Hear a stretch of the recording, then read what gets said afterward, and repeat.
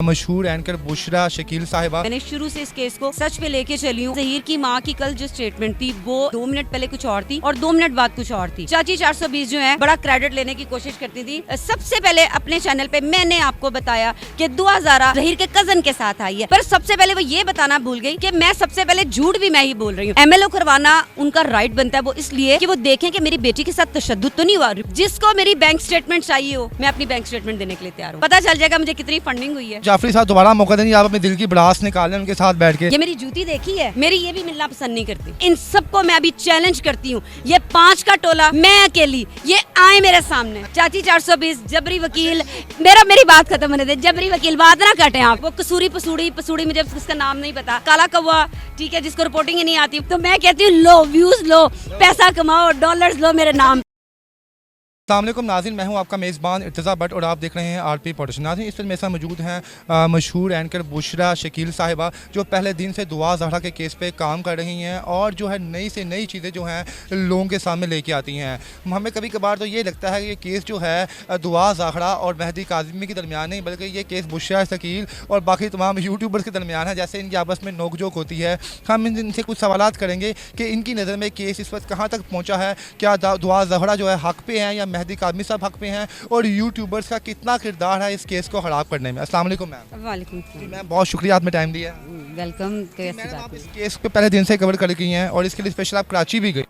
तो कराची में आपके साथ कुछ बड़े वाक़यात भी पेश आए, जिसमें आपने एक दफ़ा आपने जो है ज़हीर को आवाज़ भी मारी, उसने आपको इग्नोर करते हुए आगे चला गया, और उसके बाद आपके जो है हाशवानी जो वकील हैं उनके साथ भी मुँह मारी आपकी होगी। तो क्या क्यों आप राखी सावंत हैं, आप कंट्रोवर्सी में रहती हैं हमेशा, या आपके साथ जानबूझ के ऐसा ये लोग करते हैं?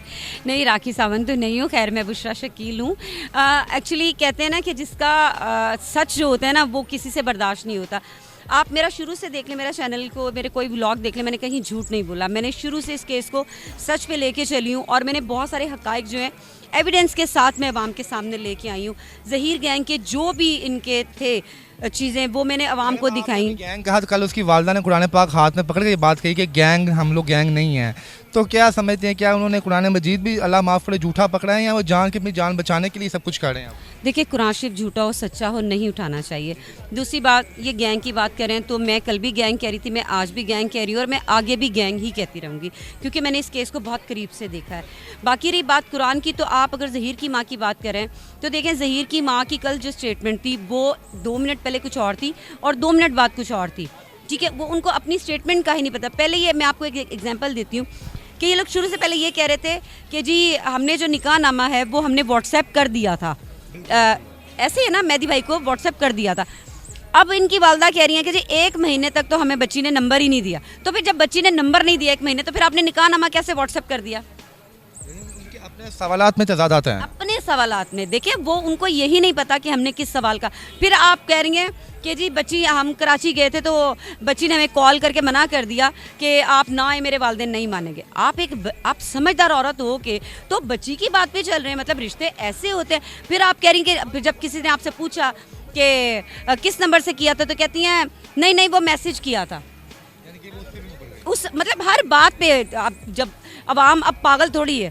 अच्छा मैडम, आपको क्या लगता है इस केस को किसने उलझाया है? देखिए, हम बताते खुद आपने भी ज़हीर की वालदा को देखा होगा कि वो लोग इतने तो शार्प नहीं हैं कि वो क्वेश्चन को चेंज करें, वो अपने सवालों में खुद ही फंस जाते हैं बाद में। तो इस केस को कौन खराब कर रहा है, कौन इनको जो है अपनी बातों में लेके आ रहा है, कौन है वो बंदा? देखिए, इस केस को बहुत ज़्यादा ख़राब करने में कुछ यूट्यूबर्स हैं, उन्होंने ख़राब किया है। एक पैनल पे बैठ के उन्होंने जो गन किया है, जो चीज़ें नहीं करने वाली थी उन्होंने वो किया है। इस केस को टोटली, ये केस बहुत पहले ख़त्म हो जाता, लेकिन इस केस को यहाँ तक ख़राब करने वाले वो रिस्पॉन्सिबल हैं जिन्होंने गलत चीज़ें फैलाई, गलत बातें की, झूठी बातें। अब मैं आपको एक बताती हूँ, चाची 420 का। चाची 420 जो है वो हमेशा बैठ के बड़ा क्रेडिट लेने की कोशिश करती थी कि सबसे पहले अपने चैनल पे मैंने आपको बताया कि दुआ ज़ारा जो है वो अपने ज़हीर के कज़न के साथ आई है। सबसे पहले मैंने आपको ये बताया, पर सबसे पहले वो ये बताना भूल गई कि मैं सबसे पहले झूठ भी मैं ही बोल रही हूँ। अब जब सारी बात सामने आ गई, CDR एक्सेप्ट कर लिया, तो अब आप उसी गंदे मुंह से आके तो अब आप कहते हो कि हाँ हमें पता है ज़हीर, कोई बात नहीं, उसको वो पकड़ा भी जाएगा, अंदर चला भी जाएगा, 15-20 दिन बाद बाहर आ जाएगा। मतलब आप क्या कहने की कोशिश कर रहे हो? एक मुलजिम है, उसकी सीडीआर्स निकली हुई हैं, उस पर फेंसेस लगी हुई हैं, अभी मजीद लगने जा रही हैं। तो आप अभी भी मतलब सिर्फ अपनी वो करने के लिए कि मैं झूठी साबित ना हो जाऊँ, जबकि वो झूठी साबित हो चुकी हैं, पूरा पैनल इनका। जी मैम, जाफरी साहब जो उनके वकील हैं दुआ ज़हरा के, वो कह रहे हैं जनाब जी ऐसा वैसा कोई ड्रामेबाजी नहीं होगी, ठीक है। अभी रिपोर्ट सामने आएंगी, जो है जो दुआ ज़हरा है वो बालिग थी, उससे अपनी मर्जी से शादी की थी, ठीक है। अब जो मेहदी काज़मी साहब है वो MOL जो है मेडिकल ऑब्जर्व लेबॉर्ट्री जो है वो केस करवा रहे हैं, यानी कि अपनी बेटी को वो जानी साबित करने की कोशिश कर रहे हैं। तो आप क्या समझती हैं जाफरी साहब ने जो ये मैसेज दिया है, क्या उनके मुताबिक क्या वाकई मेहदी काज़मी साहब अपनी बेटी को खुद बदनाम कर रहे हैं, या उनको वाकई काम करना चाहिए, इसकी रिपोर्ट करवानी चाहिए? देखिए, बदनाम जो कर रहे हैं वो ये कर रहे हैं, वो इसलिए कि इस बात को गलत रंग दे के MLO करवाना उनका राइट बनता है, वो इसलिए कि वो देखें कि मेरी बेटी के साथ तशद्दुद तो नहीं हुआ। रिपोर्ट तो देखें, जो आएगी नेगेटिव आती है, पॉजिटिव आती है, आप फिर उसके बारे में बात करें। जी जाफरी साहब ने कहा जी देखें कि उनका बाकायदा निकाह हुआ है, निकाह में आप लोग आप चीज़ क्या साबित करना चाहते हैं? ये लोग लिविंग रिलेशन में थे, तो मैं उनका वकील होने के नाते कह रहा हूँ कि जी वो लोग लिविंग रिलेशन में थे। अगर आप दूसरी तरफ आप उन्होंने कहा कि अगर आप ज़हीर को फंसाने की कोशिश कर रहे हैं तो 2 दिन के बाद जो है इसके जो निशानात हैं औरत के जिस्म से ख़त्म हो जाते हैं, तो 15 दिन से दुआ ज़हरा जो है अदालत के अंदर है, ज़हीर अहमद कराची में है, तो ये फिर किस पे साबित करेंगे? ये देखें, ये तो अदालतों का काम है, या आपका या मेरा नहीं है, ठीक है। और ना ये जबरी वकील का भी ये काम नहीं है कि वो इस चीज़ को साबित करे, ठीक है। वो जब MLO होगा, जब उसकी रिपोर्ट अदालत में जाएगी, तो वो अदालत ने फैसला करना है कि क्या ये जो ख़राब कर रहे हैं ना, अभी जो बदनाम करने की बात करें तो देखा जाए ये बदनाम कर रहे हैं। ये इन्होंने जिस तरीके से जो लफ्ज़ इस्तेमाल किए गए हैं, एक बाप अपनी बेटी के लिए, अपनी बेटी के हसूल के लिए इतनी स्ट्रगल कर रहा है, तो आप बजाय इसके कि उसको आप मोटिवेट करें कि ठीक है कोई बात नहीं, अगर आपके साथ ज्यादती हुई तो हम आपके साथ हैं, अगर नहीं ज्यादती हुई है तो अवाम देख लेगी। मैडम वो कहते हैं हमारा मौक़िफ़ ये देखें, यहाँ पे आप लोग जो है मेहदी काज़मी के साथ मेहदी काज़मी साहब के साथ हैं, और मैं मेहदी काज़मी साहब की बेटी के साथ हूँ। वो जो उनका मौक़िफ़ है कि देखिए 2 गिरोह हैं, हमें इसमें लड़ने की ज़रूरत ही नहीं है, जो हक पे होगा, सच पे होगा, उसकी फतह याबी उसकी नसीब में होगी। आप मैडम कराची में गई हैं, वहाँ के लोगों ने आपको किस तरह ट्रीट किया है? अच्छा, मैं पहली तो आपको बात बताऊं कि मैं मेहदी भाई के साथ नहीं हूँ, मैं हक सच के साथ हूँ, जो सच है मैं उनके साथ हूँ। तो दूसरी बात आपने मुझसे पूछी है कि कराची में जब गई हूँ तो कराची में लोगों के मेरे साथ, आप यकीन करें लोगों ने मुझे इतना प्यार दिया वहाँ पे। लोग मुझे कॉल्स कर करके कह रहे हैं कि आप कराची आई हैं, हमारी मेहमान है, आप हमारे साथ खाना खाएं, हमें बड़ी खुशी होगी। मैं सिर्फ सेल्फीज़ ली हैं, तो ये होती है रिस्पेक्ट। वो इसलिए कि अवाम को पता है कि मैंने फेयर रिपोर्टिंग की है, मैंने कुछ झूठ नहीं बोला। ये लोग निकल रहे हैं, आप देखें इनके जो 2 किराए के यहाँ से गए हैं, कुछ चाइना के बंदर शंदर जो भी है वो। एक चीज़ बताएं, ये इस तरह की बख्तानबाजियाँ क्यों लगाते हैं? आप भी सीनियर सहाफ़ी हैं, वो जो 5 पैनल जो वहाँ पे बैठे होते हैं वो भी सीनियर सहाफ़ी हैं, आप उनको चाइना का बंदर कहेंगी, वो आपको गला फाड़ू एंकर कहेंगी, तो हम लोगों को क्या बता रहे हैं यहाँ पे कि हम लोगों ने सहाफ़त ये सीखी हुई है? देखें, शुरुआत तो उनकी तरफ से हुई ना, हमने तो नहीं, इन्होंने सबके नाम रखे, बदला पूरा लेंगी ऑब्वियसली, ठीक है ना। तो ये आप नाम रख रहे हो, आप कभी किसी को फूलों वाली आंटी, कभी किसी को कुछ कह रहे हैं, तो आप बात करो, आप तरीके से करो। आप जब बात करते हैं आपकी तहजीब बताती है, तो ये एक्शन का रिएक्शन होता है। आपने मतलब मेरे लिए गला फाड़ू का गला फाड़ू मैं हूँ, बिल्कुल ठीक है, वो इसलिए कि मैं सच्चे क्वेश्चन करती हूँ। मैं वो जो क्वेश्चन करती हूँ वो इनको हजम नहीं होते, उनके जवाब नहीं आते, तो इसलिए फिर ये बेचारे, इनके पास दरअसल कोई काम नहीं है, इनके सेशन मेरे से स्टार्ट होकर मेरे पे ख़त्म होता है। तो मैं कहती हूँ लो व्यूज़ लो, पैसा कमाओ, डॉलर्स लो मेरे नाम पे। उन्होंने तो एक इल्ज़ाम आप पे ये भी लगाया कि जनाब जो बुशरा शकील है, इनको सारी फंडिंग मेहदी काज़मी साहब कर रहे हैं, मेहदी साहब के अकाउंट में पेपाल से पैसे आते हैं, उनमें बुशरा शकील भी हिस्सेदार हैं, इस वजह से ये सिर्फ और सिर्फ उनके ही गीत गाती हैं। चले, ये मैंने अभी तक बात नहीं कही, लेकिन आपके चैनल पे ये मैं कह देती हूँ, जिसको मेरी बैंक स्टेटमेंट चाहिए हो, मेरी बैंक स्टेटमेंट हाजिर है, जिसको भी चाहिए मैं अपनी बैंक स्टेटमेंट देने के लिए तैयार हूँ। पता चल जाएगा मुझे कितनी फंडिंग हुई है, मुझे कहाँ से पैसा आया है, ठीक है, उसमें कितने पैसे हैं, तो मेरा ख्याल है वो स्टेटमेंट देख के ना इनके मुंह पे एक दफ़ा फिर लानत पड़ जाएगी। मैं ये बात सिर्फ आपके चैनल पे मैंने कही है कि आपको अगर चाहिए, मैं आपको मंडे को आपको स्टेटमेंट देती हूँ, आप उसको पब्लिक करें। अच्छा जी, कल जाफरी साहब ने कोई यूट्यूबर्स को अपने पास वहाँ पे बुलाया हुआ था, और आपने कल एक व्लॉग बनाया कि मुझे वहाँ पे इन्वाइट नहीं किया गया क्योंकि मैं वहाँ पे हक और सच की रिपोर्टिंग करती हूँ। तो आपको क्या लगता है क्यों वहाँ पे मधु नहीं किया गया? हालांकि इवन वहाँ पे हारिस भट्टी साहब भी गए, फरहान भी गए, जो शुरू से इस केस में दुआ ज़हरा के साथ भी थे, लेकिन आपको क्यों नहीं बुलाया गया? कि आपसे कोई इनको खास कोई मसला है, या आप खुद नहीं जाना चाहती थी वहाँ पे? नहीं, ऐसा नहीं है। एक्चुअली मैंने अपने व्लॉग में ये नहीं बोला था कि मुझे बुलाया नहीं है, मैंने ऐसा नहीं कहा था। मैंने इसमें ये कहा था कि कोई यूट्यूबर थे, वो जारी बात है मुझे भी जानते हैं सब, तो उन्होंने मुझे कॉल करके बोला कि मैडम ऐसे ऐसे वहाँ पे इंटरव्यूज़ हो रहे हैं तो आप भी आ जाएं।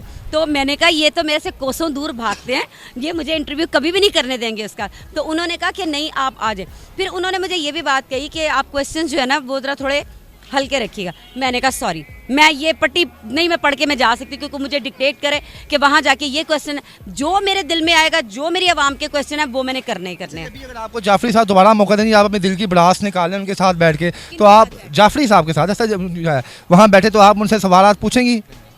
ये मेरी जूती देखी है, मेरी ये भी मिलना पसंद नहीं करती।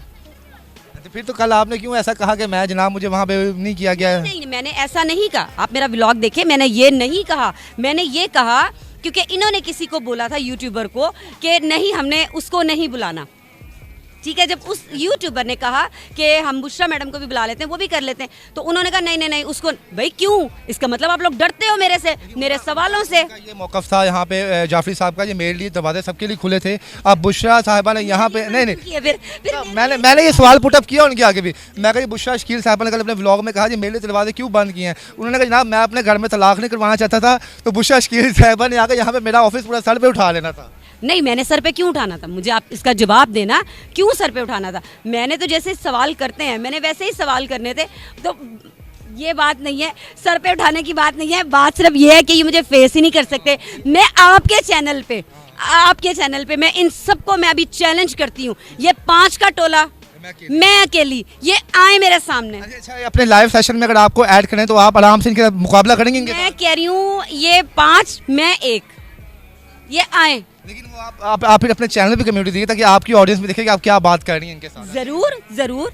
एट द एंड आप इस केस को कैसा हल होता हुआ देख रही हूँ कि अभी जो प्रोग्रेस रिपोर्ट आई है उसमें तो ये भी वहाँ पे इंकशाफ हुआ है कि ज़हीर और जो है शब्बीर जो है वो उन्होंने इकरार भी शायद कर लिया कि वो दुआ ज़हरा को कराची से लाहौर लेके आए थे। अब मज़ीद इसमें जो भी इंकशाफात आते जा रहे हैं आहिस्ता आहिस्ता, आपके मुताबिक इस केस की एंडिंग क्या होगी? एंडिंग यही होगी, जो ज़हीर मुलजिम है, शब्बीर मुलजिम है, वो जेल जाएगा इंशाल्लाह अल्लाह के हुक्म से। क्यों कि ज़्यादती की है तो उसकी सज़ा भी भुगतेंगे। दुआ ज़रा हम भी दुआ कर रहे हैं, कौम भी दुआ करिए कि कोई अच्छा फैसला आए तो ये अपने वालिदैन के पास जाए, ताकि दुनिया को भी सुकून आए, हमें भी सुकून आए। बहुत शुक्रिया। और लास्ट में कुछ यूट्यूबर्स के लिए मैसेज आप दे दें जो इस पे काम कर रहे हैं। वो तो अपनी भी तरफ से हक और सच की बातें करते हैं, लेकिन आपको लगता है कि शायद वो झूठ बोल रहे हैं। देखिए मेरा कोई झूठ बता दें कि मैंने कोई झूठ बोला? मैंने तो इनके एक जो भी इन्होंने झूठ इन्होंने बोले मैंने उनके पर्दे फाश किए और एविडेंस के साथ किए, तो मैंने क्या झूठ बोला?